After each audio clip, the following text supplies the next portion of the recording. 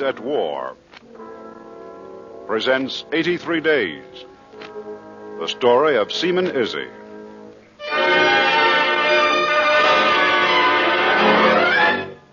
Who? Izzi. Izzi. Izzi what? Just Izzi. It's my last name. Izzi. Some last name you got. What's your first name? Basil. Basil, huh? Your mother didn't like children, maybe. Anyhow, take it easy, Izzi. Lie out flat. Yeah.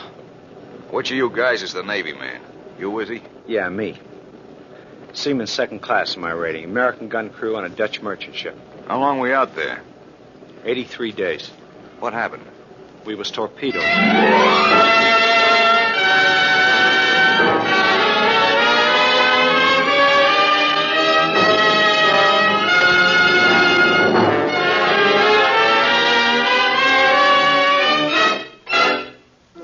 About 4:30 in the afternoon of November 2nd, 1942, a fast Dutch cargo ship was torpedoed and sunk a few hundred miles off the coast of South America.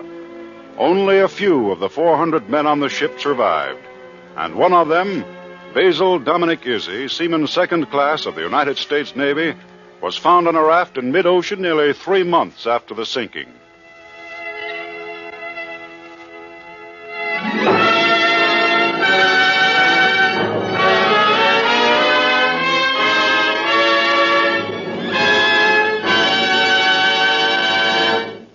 Tonight, the National Broadcasting Company, in cooperation with the Council on Books in Wartime, brings you the incredible saga of Seaman Izzi and his companions. Words at War presents 83 Days by Mark Murphy. You was torpedoed, huh? Yeah. Then what? Oh, nothing much. Nothing much we could do. We was off watch when it happened. Me and Jowdy, he was my buddy, and Jensen and a couple of others. I forget now. Anyhow, we was playing poker. Jawbone poker.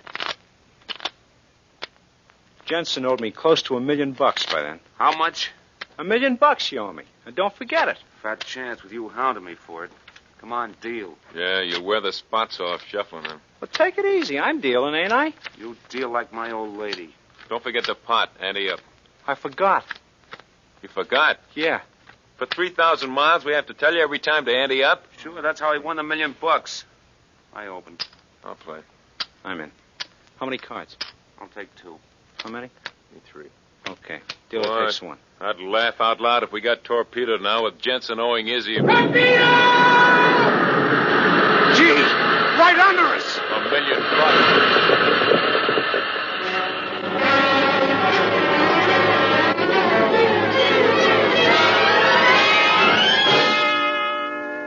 So we caught a fish.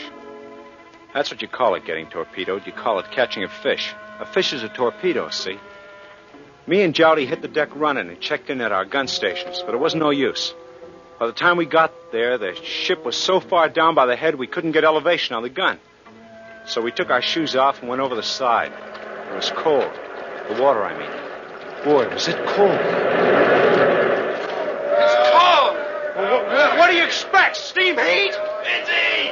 Yeah? That's you, Izzi! Yeah! Me and Jensen. Who's that? Me, Johnny! Come over here, this way! Keep yelling until we find you. This way! Over here! Here I am! He was hanging onto a raft. Not really a raft, just some bamboo sticks lashed together. We could hardly see Jowdy, the sea was running so high, but we finally got together all right. It wasn't big enough to climb up on, so we just hung on and watched the ship go down. There it goes. And all my clothes on it. I paid $100 for one of my suits. $100. Too much for a suit of clothes. 2 of the lifeboats got launched before the ship went down. Just 2 of them. We watched while they picked up as many men as they could carry. There was no room for us.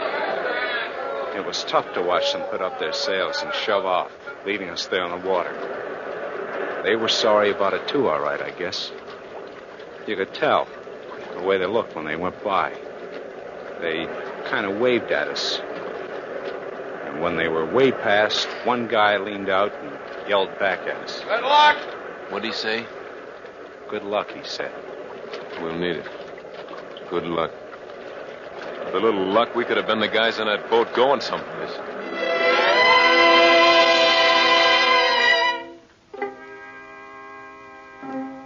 After a while, it got dark. Then it was real tough, real bad. Lots of men died that first night, all around us. We could hear them, yelling sometimes and crying. I heard a man crying like he was a baby. After a while, he stopped. Drowned, I guess. I didn't wish him no harm, but I was glad when he stopped crying like that. It was a bad night. We lay there in the water, clutching onto the raft. It was a bad night. Around morning, we got a kind of a laugh, though. Looking for out of the west. This guy, see, he was an ensign named Fawkes. He came drifting by on a hatch cover, riding it like it was a horse. And he had a long bamboo pole, and he made out like he was one of them knights. You know, like King Arthur had. Come on, be gone, you rascal! Well, when the sharks came around, this ensign would take this pole he had, and he'd stab at them in the water. And then they'd go away for a while. When they came back again, Ensign Fawkes would sock him again with the pole, and all the time he kept on riding this hatch cover like it was a horse. It was a kind of a laugh for a while, until the sun came out.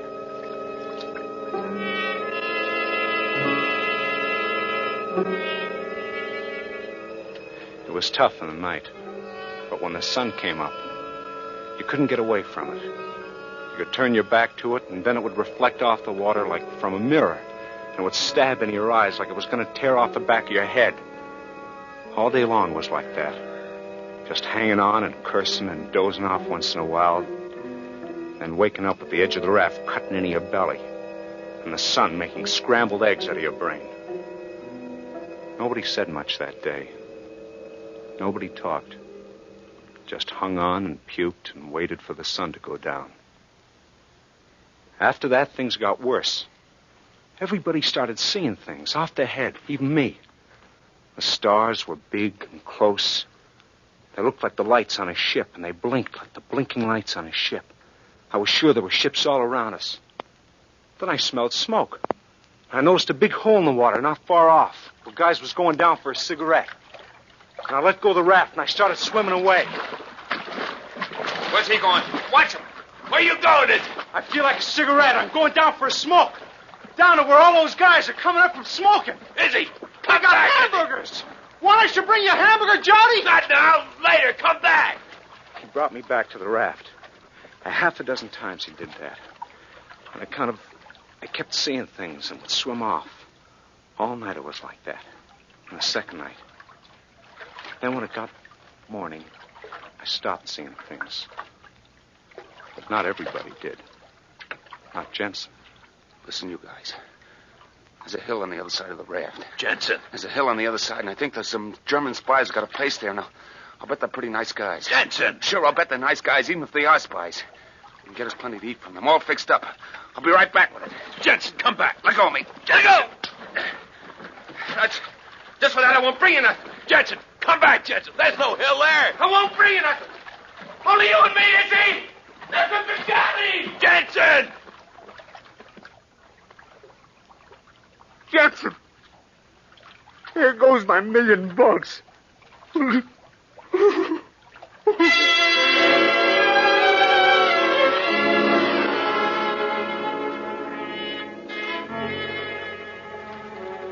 So Jensen went off looking for the hill. There were others. Satterwhite and Ottrip. They swam off looking for a hatch cover. Underneath it was supposed to be a case of beer. And Kasowich, he thought he lost a book. I gotta get back to my father. I got a book for him, and I can't let it sink because I gotta get it back to my father. Only there wasn't any book. And after a while, Kasowich let go of the raft. Then there was no more talk about books.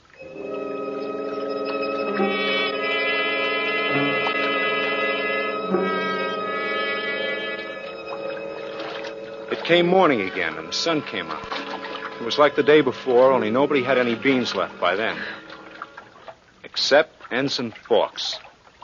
He was still riding the hatch cover like it was a horse, stabbing at sharks with that pole he had. Only he was getting kind of dopey by then. No sleep. He'd He'd doze off a little, his head would lean forward, and he'd start slipping sideways. And then all of a sudden he'd catch himself falling, and he'd straighten up quick and kind of shake his head, and then start slapping at the water with his pole. Bacon! Oh, you rascal!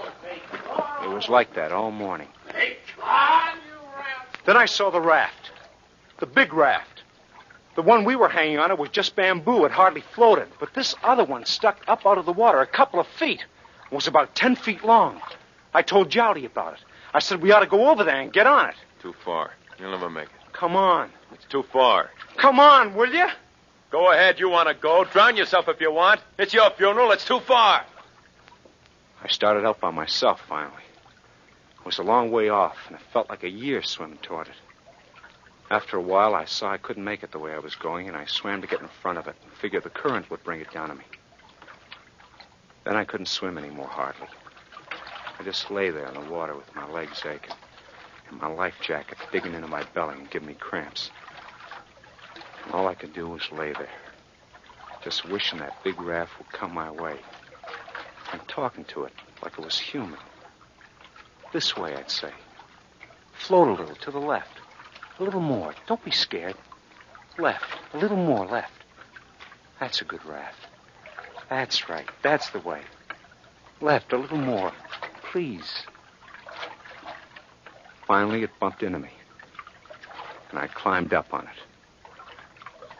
For the first time in 48 hours nearly, I was out of the water.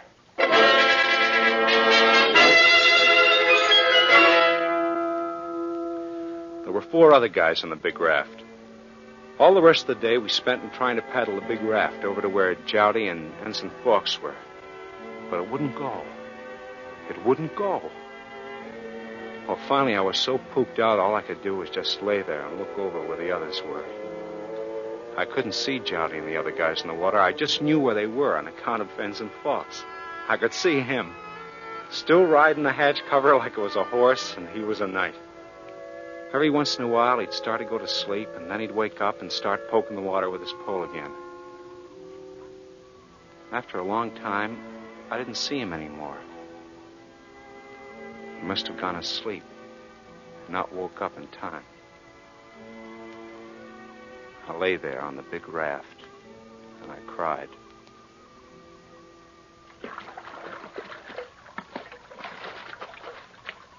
Once upon a time, there were 3 bears.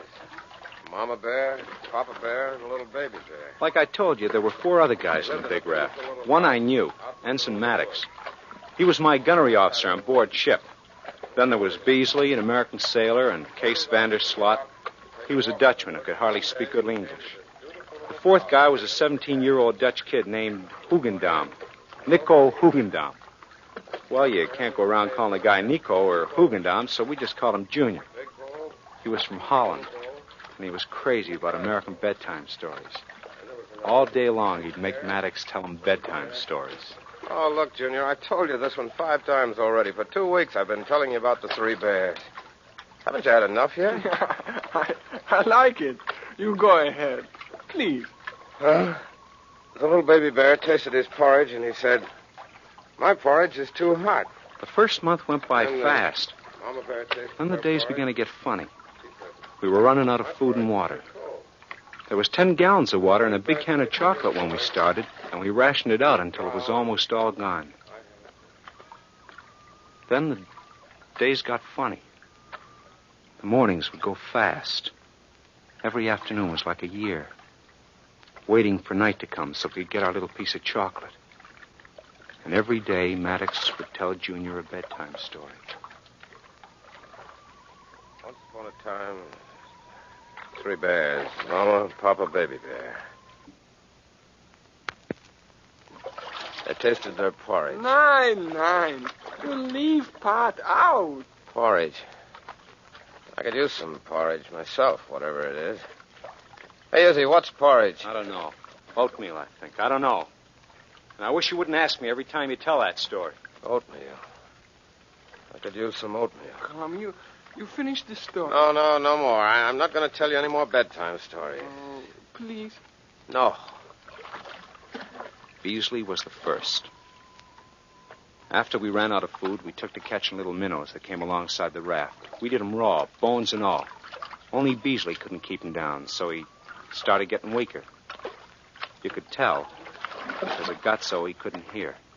I can't hear. I can't hear, Mr. Maddox. What's the difference? There's nothing to hear anyway, so what's the difference? What do I you can't hear? hear.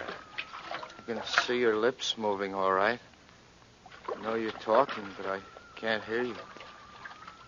What'd you say? After that, he started going blind. And it got worse and worse. We'd come up to him and hold up 4 fingers in front of him and say, "How many fingers can you see, Beasley?" What'd you say? "How many fingers can you see, Beasley?" 2. Is that right? No. I'm holding up 4 fingers, see? 1, 2, 3, 4. Can you see them now? I only see 2. December 3rd was my birthday. The day before, I told the other guys about it. How I'd never been away from home before on my birthday. Here I am, out in a raft in the middle of the ocean. Never mind, Izzy. We'll be in New York or Brazil for your birthday, and you can send a telegram home or maybe even call them on the phone. Yeah, sure, Izzy. How are we going to be picked up in one day?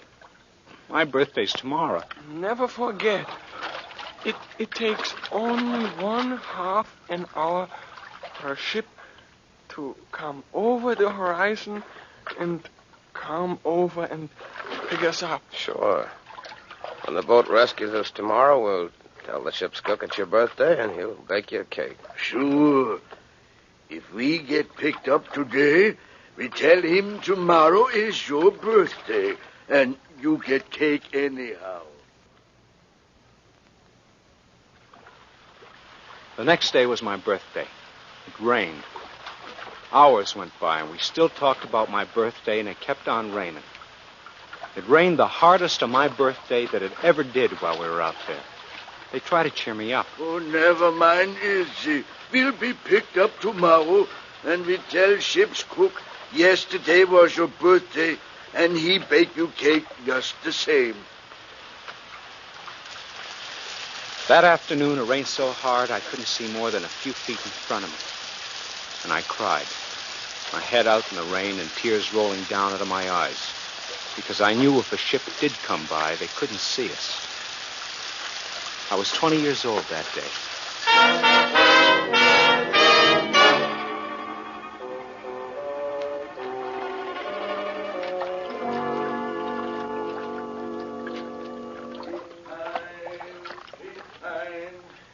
Christmas came. We were out 53 days on Christmas. By that time, we were all pretty far gone. I was so thin I could put my fingers all the way around my arm. Beasley was the worst. I'd like a cigarette, Alice, please. He just lay there and talked to himself or to people we didn't even know. He was dying. Kees Vandersloot, the oldest Dutchman, kept singing some kind of Dutch song. Nico, the kid, he slept most of the time. Maddox sat on the edge of the raft, turning his head as far as it would go from one side to the other, watching the horizon.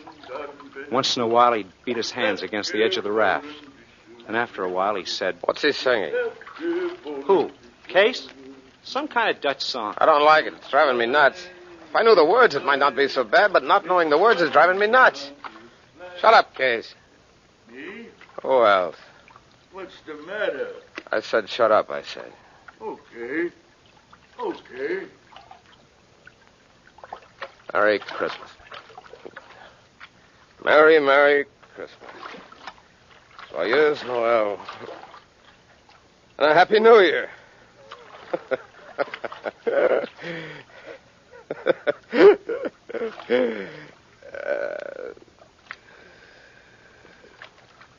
You know what I'd do if I was ashore? Shut up.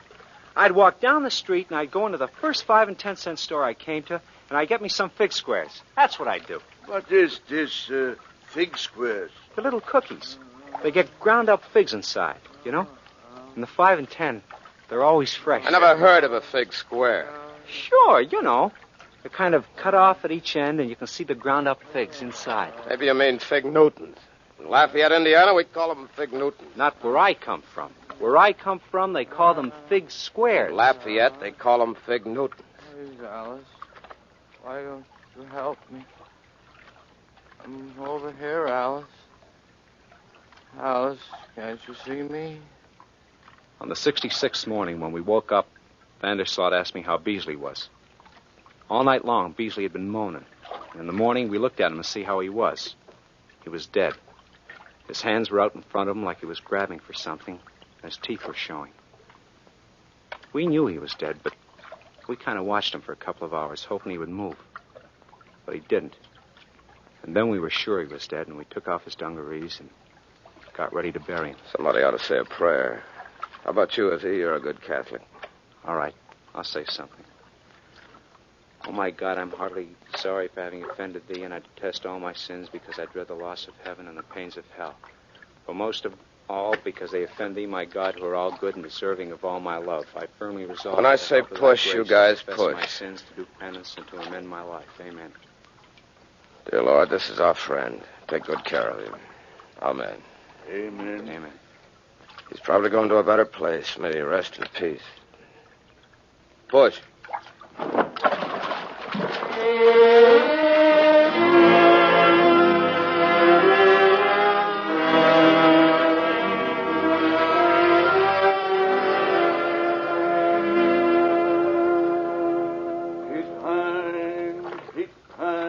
After Beasley died, nothing much happened for a long time. We had a couple of arguments on the raft. It got so Maddox wouldn't talk to Vandersloot, only to me and the kid, Nico. Vandersloot and the kid were sore at each other, too, so the only one on the raft who would talk to Vandersloot was me. When the others wanted to tell him something, they told me, and then I told him. Hey, Izzy. Yeah? Tell him to stop singing. Nick says to stop singing. Tell Nick I said for him to jump overboard. He says for you to jump overboard. Yeah. Tell him I said no. He says no. Doesn't seem to bother you much, Mr. Maddox. What? I said it doesn't seem to bother you much. What doesn't? The Dutchman singing. It used to bother you. Singing? What singing? You can't hear him singing? What did you say? Can't you hear him? Listen, can't you hear him? Go on, sing some more. Did you hear him? What did you say? How many fingers? How many fingers am I holding up? How many? 2. Is that right? Yeah, sure. Sure, that's right. 2. But I was lying. It was 4 fingers I held up, just like I used to for Beasley. Maddox was deaf already and was going blind, just like Beasley had. He was dying.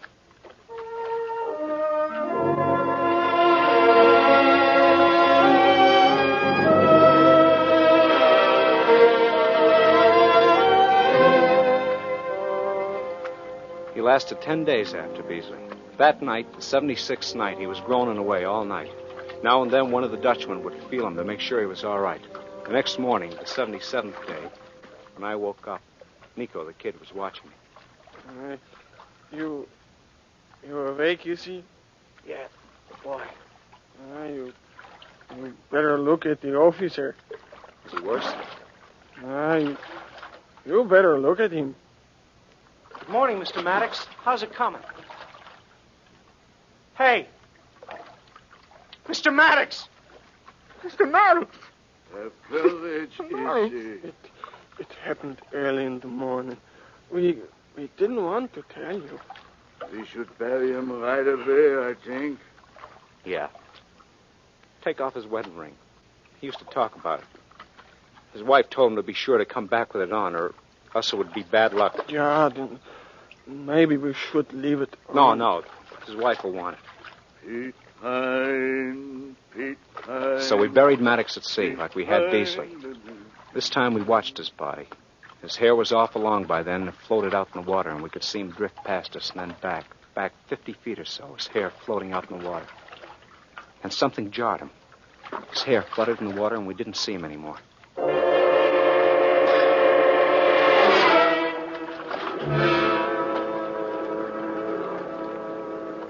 Then one morning, Vanderslot woke up Nick and me. Listen, you guys. What? Listen. I can't hear anything. Yeah. There it is. A plane. A plane. A plane. He started yelling at the plane, waving, standing up and then falling down. I just lay there, sick to my stomach. I couldn't hear the plane engines. I knew what that meant. Here we are. I put up 4 fingers in front of my face. Here. I could still see 4, but they were blurred. We're here. I was next. He didn't see us. Anyhow, where planes are. Maybe the next one. He didn't see us.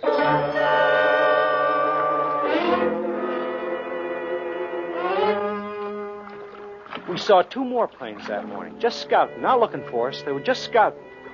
Then early in the afternoon, Vanderslot, the Dutchman, he saw some smoke. He rubbed his eyes and he said, I don't know, but I think I see something on the horizon. We couldn't see anything, but later on we saw it. We saw 1 ship, then 2 ships, then 4 ships. A convoy. It just went along the horizon. We just looked, and then Vanderslot said, If this misses us today, I'd jump overboard. There were planes flying around the convoy, and the first ship was a destroyer. We wanted to try and stand up, but we kept falling down. The destroyer kept going fast around the convoy, and then we noticed some smaller boats, some PC boats, sub-chasers. Yeah! Then a PC boat headed right for us. Stand up, Case. Come. Yeah. Wave the flag at them. Hold me up. Yeah, Hold me up. You here. They're coming. Yeah, Should we what yell? are you doing? Tell us what are they Shut doing? up. Should we yell? Shut up. Hold me up. See, I'm holding you. Tell us What are they doing? What's happening? Shut up. No, Shut up, Tell will me you? what's happening, They're will you? coming closer. Yeah. Shut up! They see us. They see us. What's the matter with them? They're pointing a gun at us. Yeah. They're going to shoot us. No, they ain't. Look, they're flying an American flag. They're going to pick us up.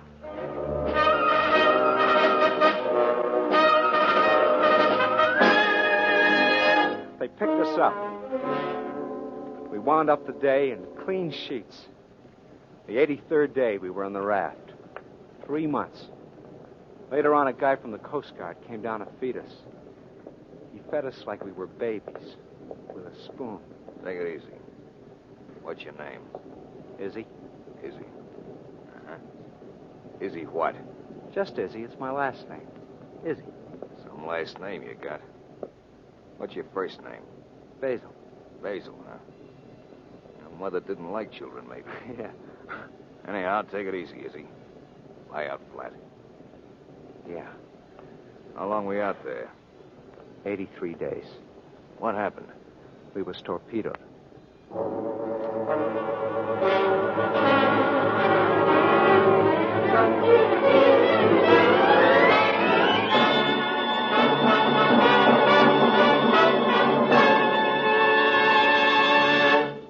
As the 17th program of Words at War, we have brought you passages from the recently published book, 83 Days, The Survival of Seaman Izzi by Mark Murphy.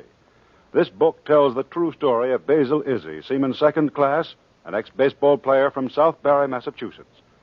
The radio adaptation was by Edith Summer. Seaman Izzi was played by Paul Mann. Others in the cast were Paul Gordon, Tom Hoyer, Kenneth Lynch, Myron McCormick, Bill Quinn, Jackson Beck, and Glenn Anders. The original music was composed by Morris Momorsky and conducted by Max Goberman. The production was under the direction of Joseph Losey.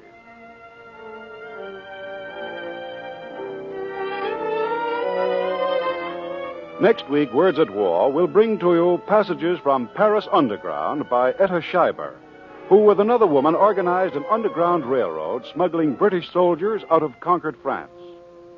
Words at War is brought to you in cooperation with the Council on Books in Wartime by the National Broadcasting Company and the independent radio stations associated with the NBC network.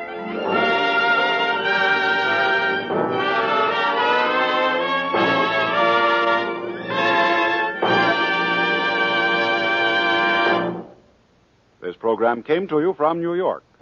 This is the National Broadcasting Company.